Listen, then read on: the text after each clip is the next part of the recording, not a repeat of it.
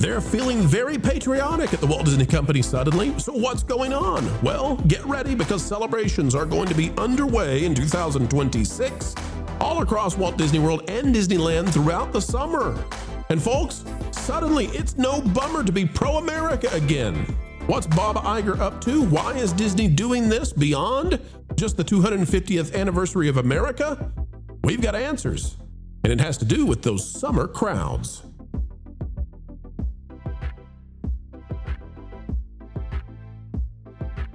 Hello, ladies and gentlemen, and welcome back to the channel that claims the crown when it comes to understanding what's going down at the House of Mouse. Happy to have you back. Explaining entertainment, keeping you ahead of the culture curve is what we do, and we are always on track.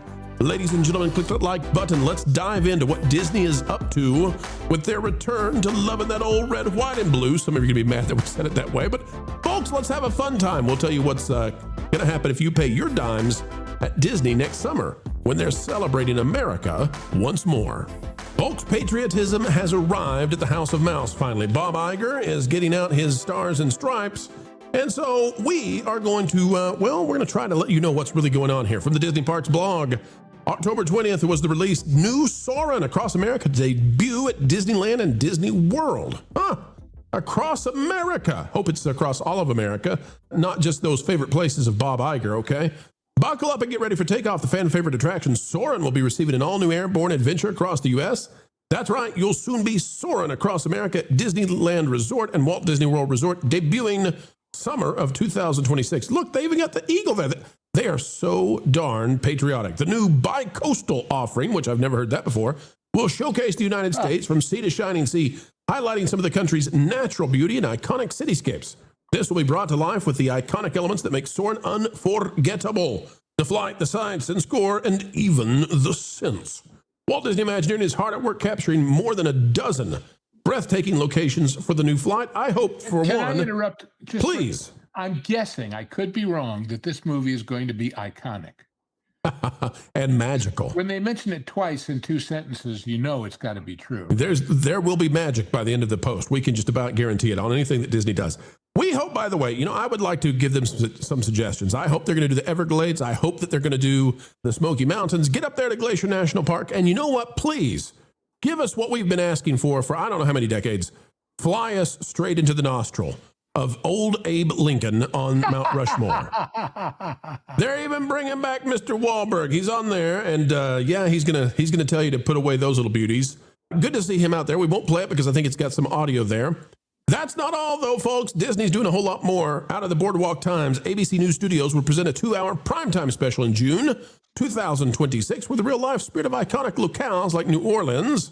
Oh, they're going to go to New Orleans. And the American Frontier. Get enough gumbo on their research trip for Tiana. That's all right. there is to it. It's going to be a Tiana tie-in.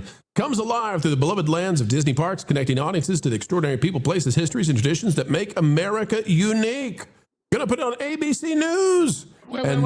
Is that the Rivers of America in that show? Oh well. I thought that's going away. Silly they got it. They got it at Disneyland. They're just demoing it in Florida. Right. Okay. By the way, more fireworks coming. In other words, we won't read all of this, but there's a lot of stuff to this. Way more than we're going to cover in this video. Disney's doing a lot for the 250-year anniversary of America.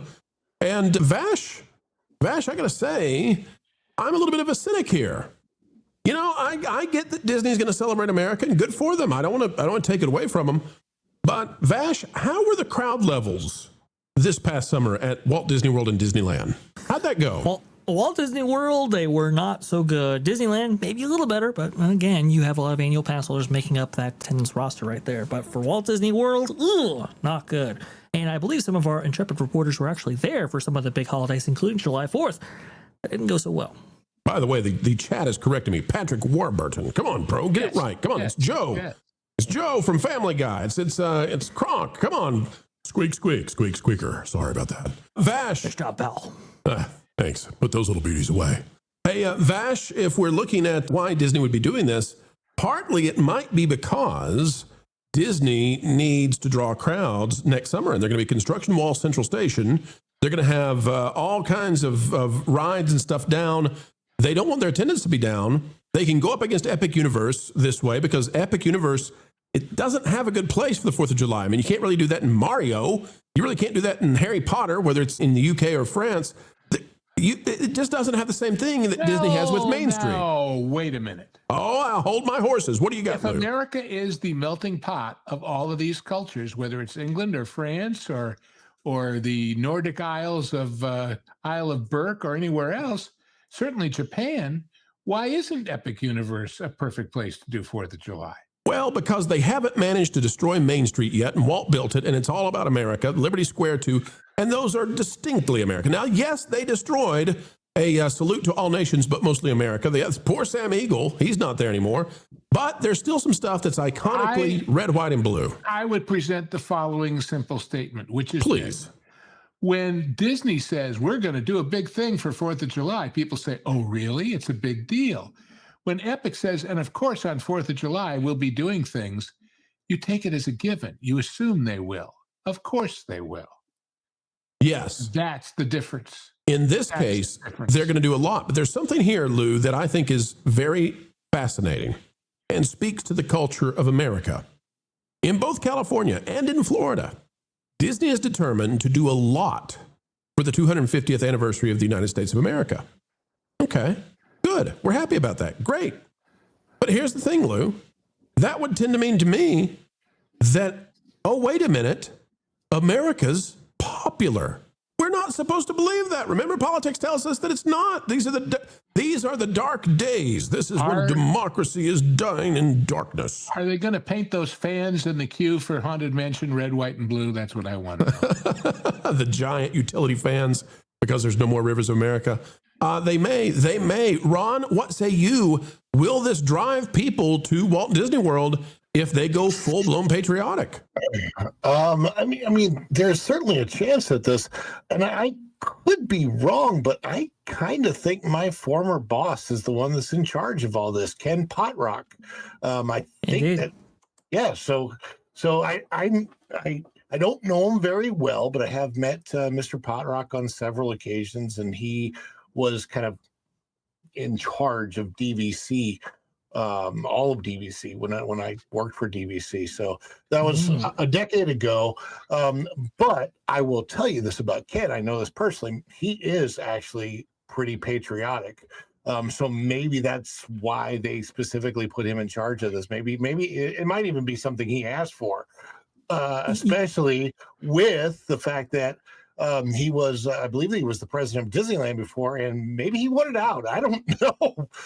Yeah, I was going to bring it up, actually, Ron, when Ken Potrock was actually moved from being the president of Disneyland over to this kind of new position in order to handle the big activations for the company, that being like the LA Olympics and even the 250th celebration of America. I thought, oh, that's kind of a big deal, because I mean, Disneyland Resort had kind of been the dream job for a lot of executives. So to step away from that in order to handle this unit, I thought, okay, they're gonna throw some stuff at this. And so what are we getting? We're getting a new Soarin film that's relatively easy to produce. Okay, and we're getting a number of activations across the entire Disney brand or verticals. So what, they're doing stuff for Hulu, Captain America, anyone? Captain America, right. But people, it's very interesting. People are actually kind of freaking out about this. They're actually going, "Oh, look, what is Disney doing? Celebrating America, especially right now." And I just have to say, look, listen, this goes back to Disney's heritage. Actually, remember, for the bicentennial, the 200th anniversary of the country, Disney broke out all the stops in order to celebrate that. In fact, Liberty Square, in large part, was designed with the idea that, okay, well, it's 5 years after this opens, that being October 1st of 1971 in Magic Kingdom, it's going to be the bicentennial, so let's go ahead and have something Americana here. You have the America on Parade. That was a 50 float parade, 150 performers. Absolutely ridiculous statistics, especially back in the day, but that's what they did. You had the electrical water pageant, which had its own America ending. You had, I think, the electrical parade, the Main Street electrical parade actually had its own America segment. You had America Sings. This was a big celebration, and for Disney to step back into this, I think is actually a pretty a pretty good move. And, you know, yeah, they could be using the 250th anniversary as an excuse to do that and to also sell tickets to Walt Disney World, right? But it's not the worst move that the company could make right now. Put it that way. They should bring back those Muppet shows that are in the Liberty Square. Yeah, absolutely. There's a lot of things that they can and hopefully will and definitely should do if they want to bring people back on the 4th of July, especially for I think it's called the semi-sesquicentennial.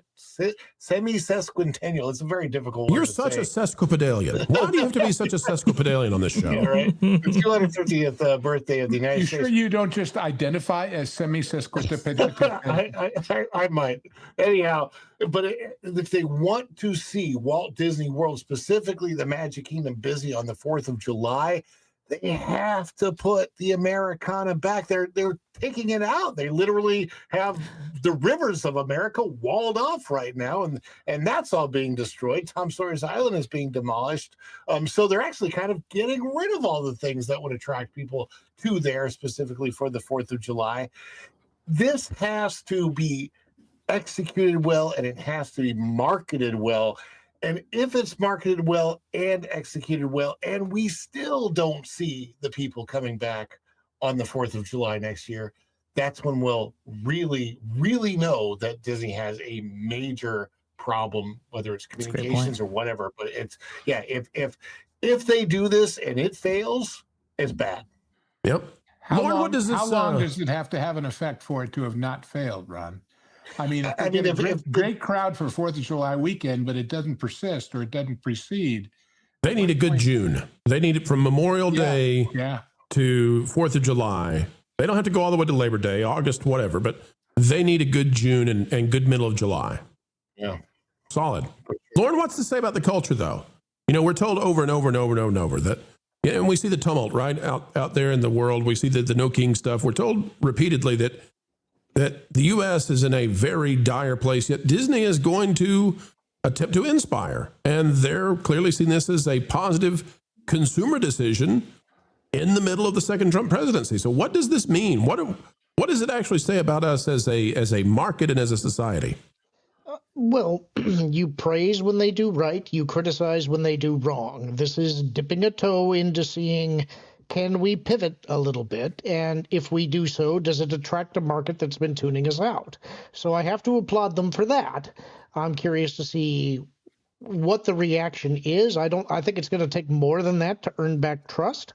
But if they do get a response, do they continue to try and broaden their viewpoint? That's what I'm curious to see. Well said. Andy, any thoughts on this one? No, I think most people just love their country. I think you've got some fringe out there that like that, but most people, when they stop and they look around, like they don't really have too much to complain about. It's everybody's that I see is relatively, you know, I don't think there's anybody out there that I know that would rather live anywhere else. So when you think about it, when I drive around my neighborhood, 4th of July was loaded with American flags. I think the average person, and look, I think a rule of thumb is that Walmart stocks them and sells through them every year. So I think if there was a heavy anti-American sentiment, you would see that reflected in the retail sales, and I don't see that. Everybody's always got, you know, American red, white, and blue shirts on, and even you see like the Taylor Swift things, like she'll wear like things like that. I don't think it's limited to obviously more people on the conservative side are embracing more of the red, white, and blue. But I think overall, it kind of points out that the people that are against that are a very small minority. That's right. Listen, folks, whenever I travel internationally and come back to the U.S., I'm a happy guy. I'm a happy guy when I get back, even when I go to the very nice places. When I came back from Monaco, which is supposed to be, you know, premier place, and I don't want to be, listen, if you live in southern France or Monaco, listen, I'm not trying to rain on that. I'm not trying to be negative about it.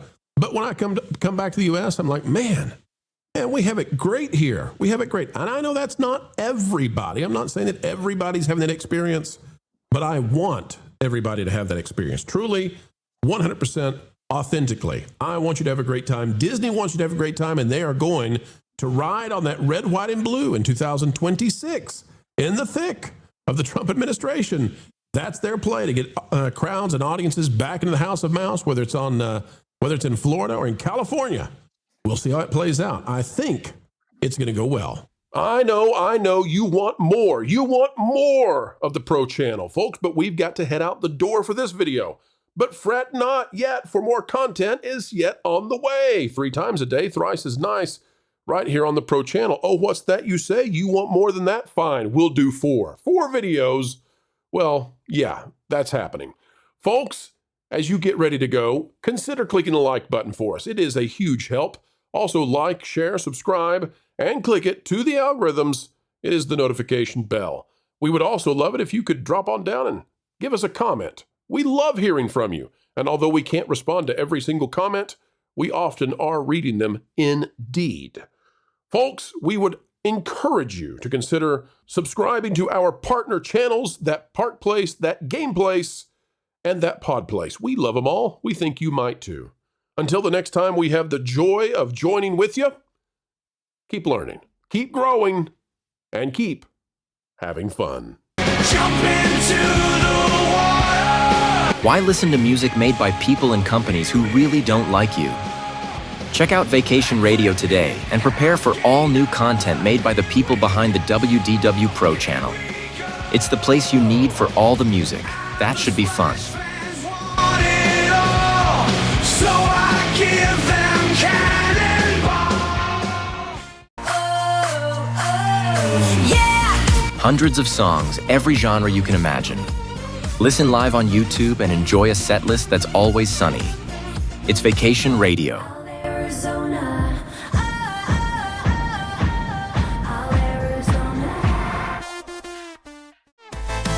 Pineapple pizza, Hawaiian ice freeze, yeah. Can't wait to be up. 3 days of you and me. What are you waiting for? Every WDW Pro video has a link to Vacation Radio in the video description. Try it out and subscribe today.